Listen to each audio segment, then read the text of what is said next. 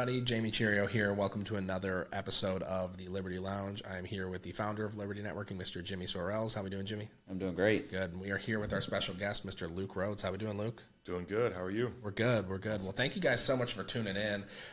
Liberty Networking, we're excited to be here. And this podcast, we interview everything from business owners to professional salespeople, and we get a chance to hear their stories, their tips, their tricks for networking, and really things that make them unique and experiences that they've had. So we're excited to have Luke here, Kenneth Rhodes and Associates, Commercial Insurance, right? Yes. Okay. Tell us just a little bit about your background, your story. You talked a little bit about, playing sports through high school. I know for me, I played sports too.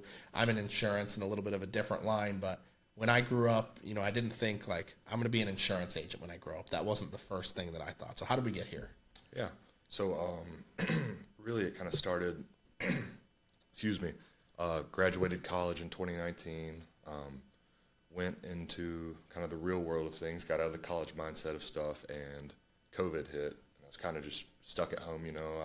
I actually ended up getting sick with mono at the beginning of COVID, and the doctors, nobody knew what COVID was. Nobody knew how serious it was, and they were just kind of like, you can't really be outside. Like, we're worried that if you get sick, you could die. And I hear that, and I'm like, all right, I'll just stay inside. So stayed inside, started kind of working on insurance and getting just kind of designations and licenses and that.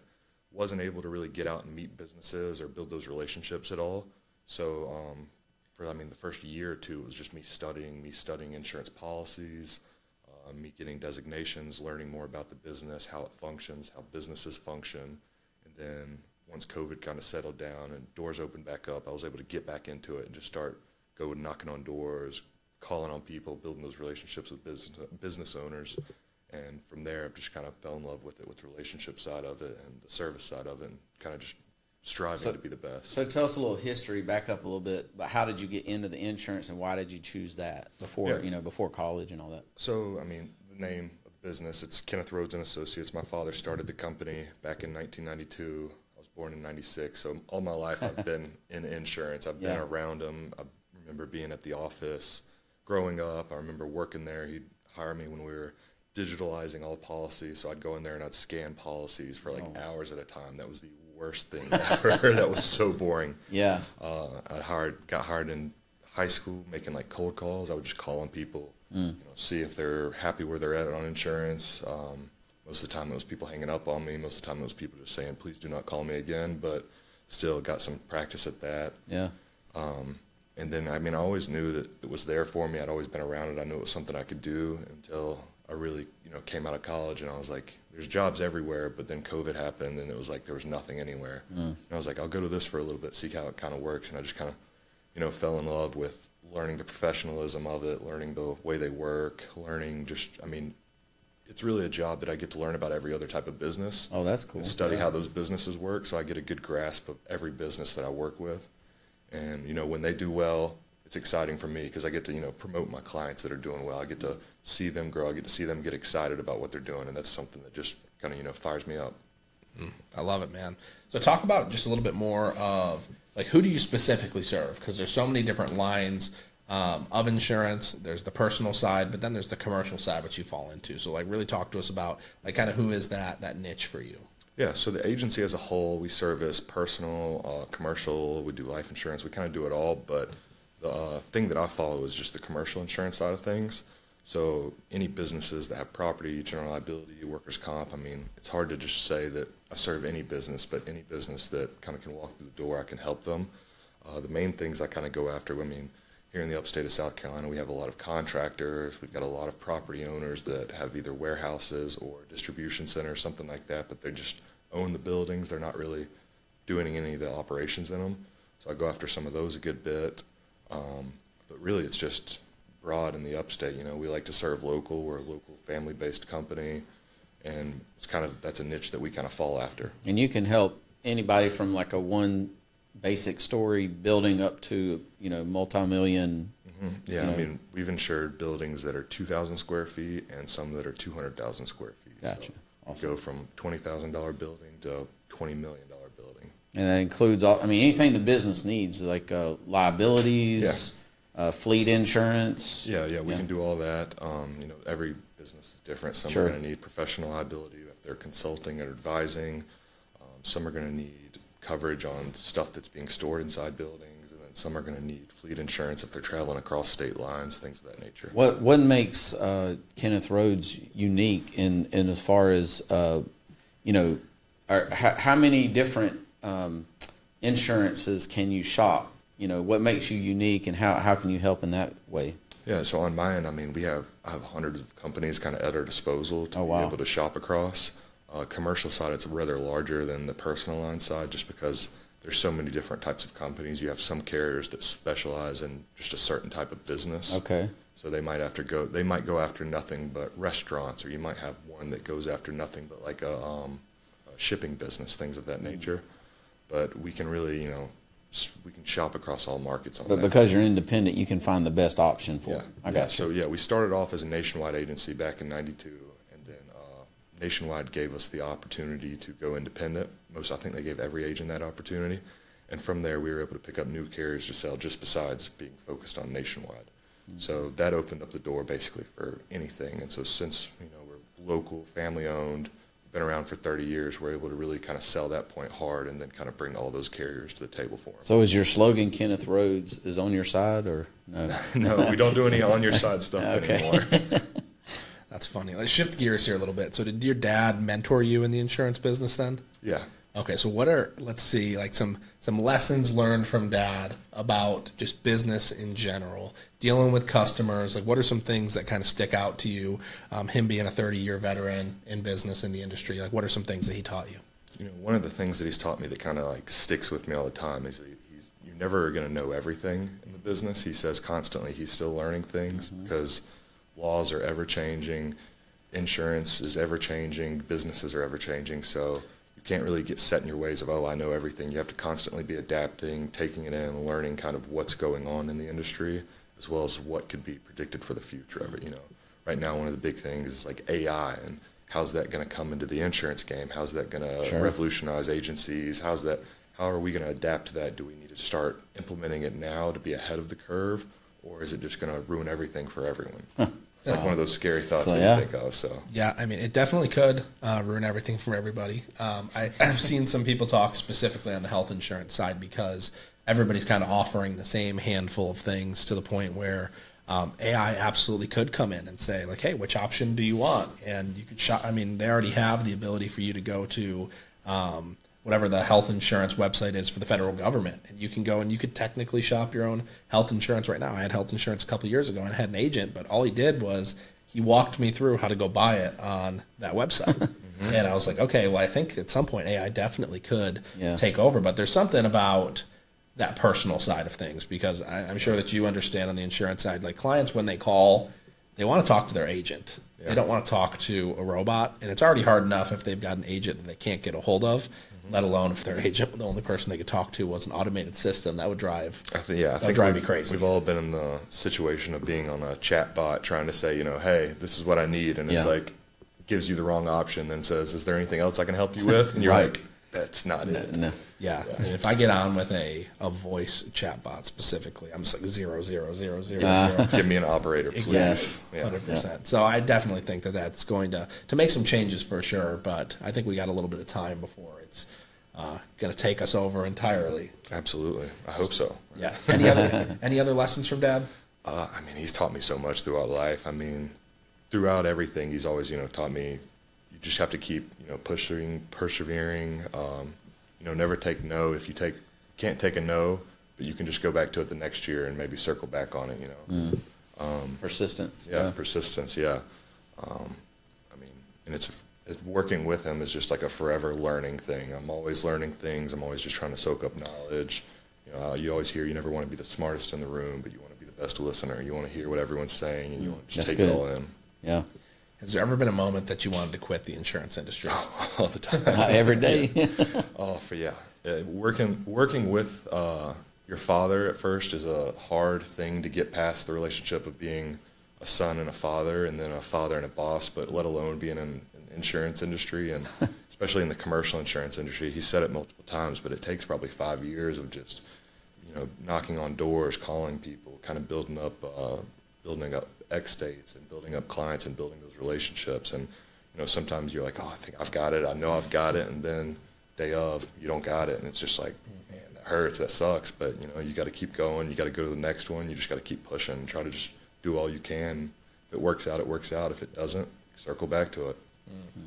Any like moments in your career where you felt like you were just like massively struggling, hitting a ceiling, needing some sort of a breakthrough, and then there was kind of like a light bulb moment of like, okay, like this is it. Oh yeah, and I mean, I've done it for about 4 years now. The first 2 years were COVID years, and trying to get in touch with business owners, trying to get in the door of places. Nobody wanted to let you in. Mm-hmm. It was like a year or two, I was like, am I going to do anything? Am I going to be able to do anything? Is this going to be the new norm? Is everybody going to be closed down? Is everyone going to be telling me, get out of here right now?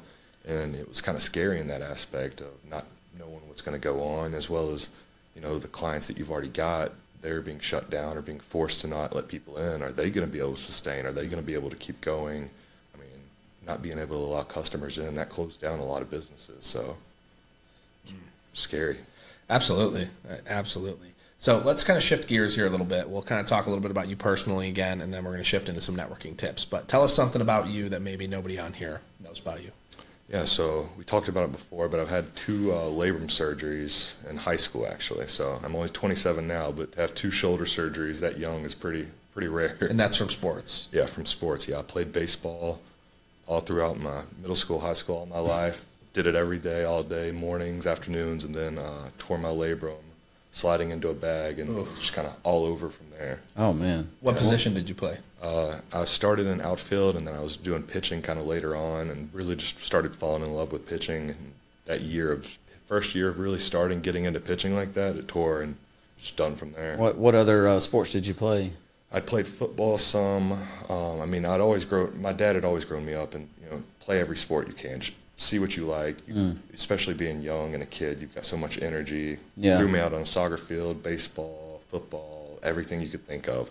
But I really liked baseball and football. That was your favorite? Yeah. Did you take any underwater basket weaving classes at Clemson? No, I did not. Okay, because they offer that there. So I thought about yeah. it, but it's a good elective, right? I didn't need another injury. That's funny. Mindsets that came from sports that have maybe translated into business.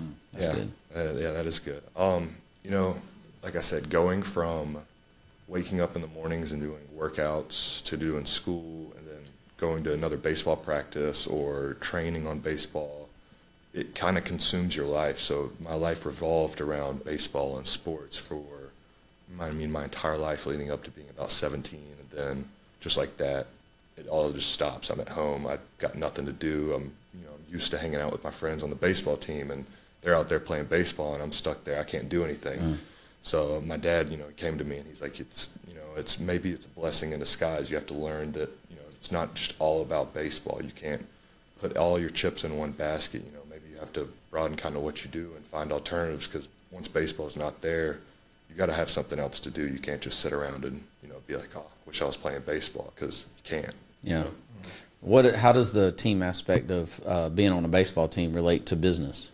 I think it's just being able to utilize your team and kind of count on them, your counterparts in your business and the people you work with. You've got to be able to, relay on them and them hold their weight as well as you hold your weight in that aspect. So if one portion of the team's not functioning at 100% like it should be, the team's going to be off balanced, So being able to just kind of motivate each other, build each other up, and then just have that team aspect is very big. And sure. I think also like the repetition of learning a new skill. So like how hard was it for you to learn how to hit a curveball or a changeup? You had to do it over and over and over and over again. Or how long was it for you to learn how to field the one hop? Like one of those things that you just had to do over and over and over again. It's the same thing in business, insurance, and sales. And it's like, I'm sure, especially like I have times, in my business now where a client throws me a curveball and I don't know how to hit it. And I gotta, go to someone on my team and say, hey, like, can you help me with this? Yeah. Can you help me with this curveball and still help us, help this client? Yeah, and you gotta think about, you got a baseball coach, you got a business coach, right? Mm-hmm. So you grew up with that, and you just kind of transitioned that into a different industry, but you still have all those aspects there. Yeah, it teaches you humility, really. I mean, a lot of people that kind of didn't grow up in that aspect of sports, it's hard for them to go to a coach and understand that where the coach is coming from talking to you, it's not a, you're doing it wrong, this is how you need to do it. It's, hey, I'm trying to help you, I'm trying to mentor you so that you do it right. It's not me telling you you're wrong and that's it. I want you to, at the end of the day, I want you to be able to hit that curveball. Yeah. I'm not just telling you, you can't hit it, you're not going to hit it, and that's it. Right. And I don't know about you, like I played baseball as well, but like I was never naturally good at any sport. Like I always had to work extra at everything. Like I was not one of those kids who was naturally athletic. I'd have to stay after, and my dad would have to throw me 100 pitches. Like that was just what had to happen for me to even be able to participate and have a good time. It's the same thing in business. It's like, how many times have you, like, you had to, when you weren't talking to clients, think about talking to clients, practice talking to clients, role play with your dad and other, insurance agents to kind of figure out what it was going to look like when you did actually do. One of the things I remember on the field, my dad would always say is like, what am I going to do if the ball comes to me? Like, it was just like, look around, check the surroundings. What are you going to do if the ball comes to you? And it's just like nonstop. You're like, what am I going to do if the client asks this? What am I going to do if the client says that? Like, how much has preparation and role play and that kind of stuff come into you? Like being comfortable in your own skin talking to clients. A huge deal of it. I'm a young man in an old man's game. Most of the people that I'm going against have been in this business for 20 to 30 years or more. They're my dad's age. My dad knows them all, and so I'm walking into these businesses looking like a young guy, and they're like, maybe you don't have as much experience. So, part of it's I've got to practice. I've got to know that what I'm selling, what I'm bringing into them, I know it backwards, forwards. I can answer any questions on it. I've got to be knowledgeable and professional on it. That's a good point. I've got to go in there dressed to the nines. I've got to go in there looking good and making sure that they understand that, I'm not just going to be in there one day and out the next, or going to be quitting or moving on to the next profession. I'm going to be there to stick around, and I'm there to, prove that I'm a professional in the space. Yeah, I agree with that. I do believe that insurance, for the most part, is an old man's game. However, that generation's going to retire. Yeah. And there are not enough new insurance agents coming in to take up all the business that they're going to leave behind, number one. And number two, there are so many young people, especially in Greenville, that are starting businesses, and they're making big businesses. Like, you could list off a dozen people who are under 30 years old that have massive businesses here in Greenville, and they all need that stuff. And to be honest, for me, like, I would rather, work with someone who's like new, up and coming in the industry, as opposed to one of the old guard personally. Yeah. So I think there's a new wave that's coming. Yeah, absolutely. I enjoy working with those new and upcoming businesses like that, and some of those older businesses, like you said, that have been with those guys for years. I just kind of put them on a list of when this guy retires, call on this business, or reach out to them. What do you get right now is I've been with so and so for 30 years. And like, when you're not with them anymore, I'm waiting. I'm there. Then you can be with me for 30 years. Exactly. That's right. When their son takes over the business, make sure to call. That's it. That's a tip of the week right there. Okay, so let's transition a little bit more into specific networking. So how long have you been a part of Liberty Networking? 2 years, I think. 2 or 3 years. Something, I can't remember. At least I know a year and a half. I don't know. Okay. So talk to us. How did you hear about Liberty Networking? What was your experience, and kind of what pushed you over the edge to join? Well, so I think me and Jimmy met at BNI like 4 or 5 years ago. A long time ago. Yeah, we kind of made the introduction there. Met some times before. BNI just ended up not working out for me. I was a very young, very immature to this all, and I just didn't see networking as anything important coming out of college. You've been in the social aspect of things, going to parties, meeting people, things like that. But when you look at it from a business standpoint, you're like, I don't need to be doing that in business. What am I doing? So I didn't really stick to the networking route when I first started out. And then it took me about 2 years to start realizing, hey, networking is more than just going to these things. It's you're meeting people outside of the scopes that you wouldn't normally be introduced to. So what do you think really changed in your mindset of like, man, this is actually important? I think it's really just finding the right group for you too.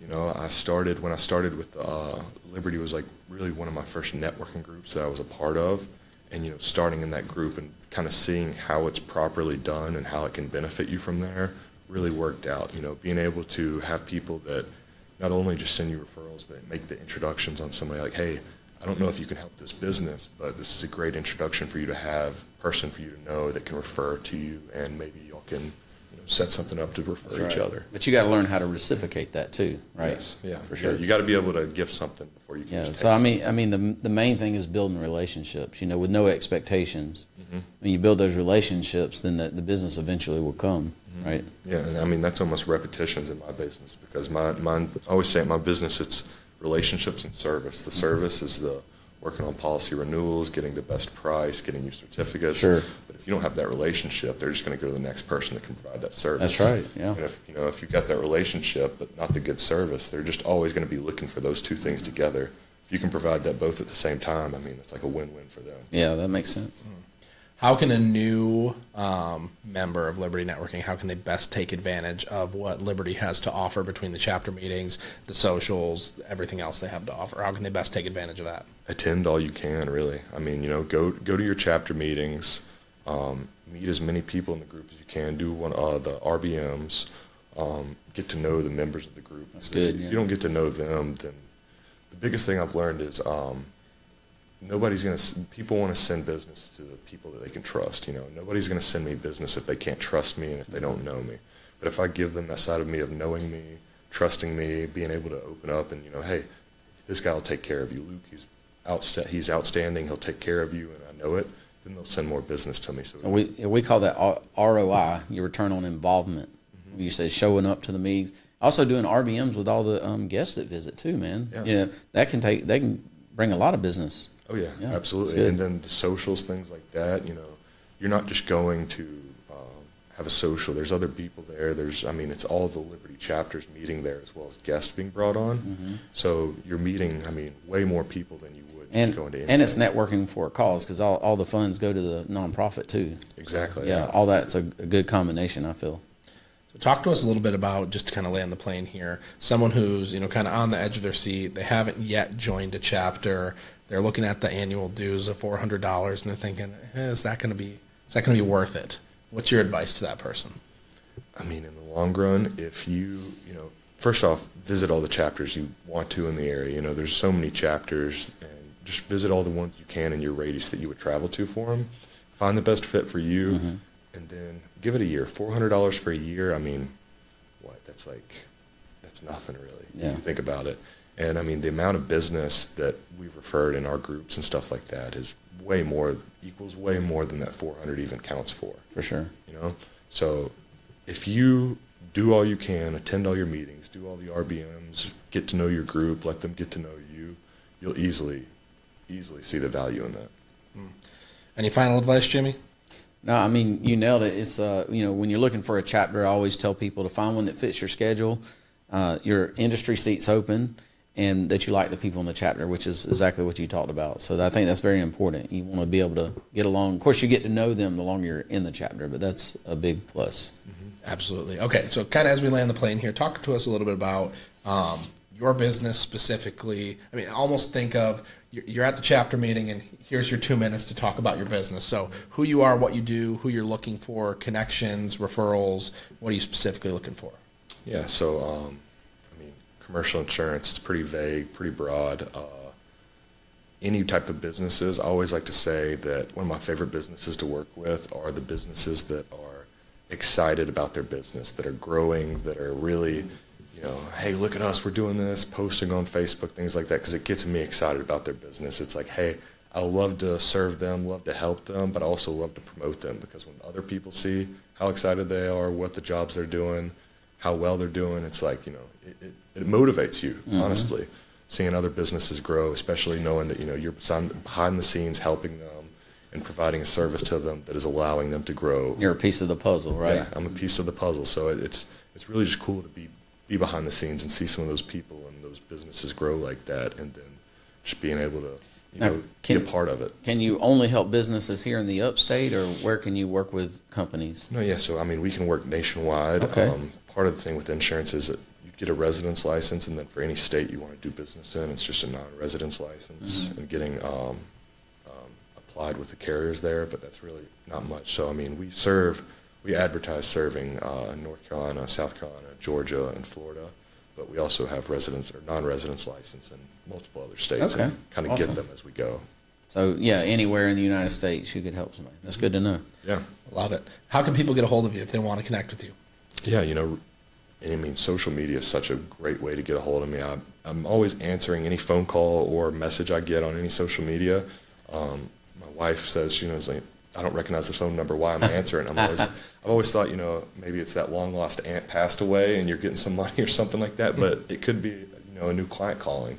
Somebody gave you a referral, didn't tell you that this person's calling. That's true. If you don't answer that phone call, you're never going to know who called. I had a restricted call come in this morning. It said restricted, and I almost didn't answer, and I did, and it happened to be one of my vendors. Don't know why it was that way, but yeah, you just never know. You never know. I mean, I'll get things that say potential scam or spam all the time. Yep. And then I answer, and it's like, hey, so-and-so gave me your number. I was wondering if you could help with insurance. And it's like, if I would have never picked that up thinking it was spam. That's so true. But then when it is spam, you just hang up real quick. Yeah, it's pretty frustrating. Yeah, so Luke Rhodes on Facebook, Instagram, LinkedIn? Yeah, Luke Rhodes, Facebook, Instagram, LinkedIn, our website, KRA-INS. You can get my email, phone number from there. Just reach out any of those ways, and then maybe come to the Liberty chapter. See me there, Liberty Social, things like that. Awesome. Thank you so much for coming in, man. We really appreciate you. Liberty Lounge, we will see y'all next time. We always are having, again, new business owners, entrepreneurs, professional salespeople coming in here to the studio, and we're excited for the next episode. See you next time.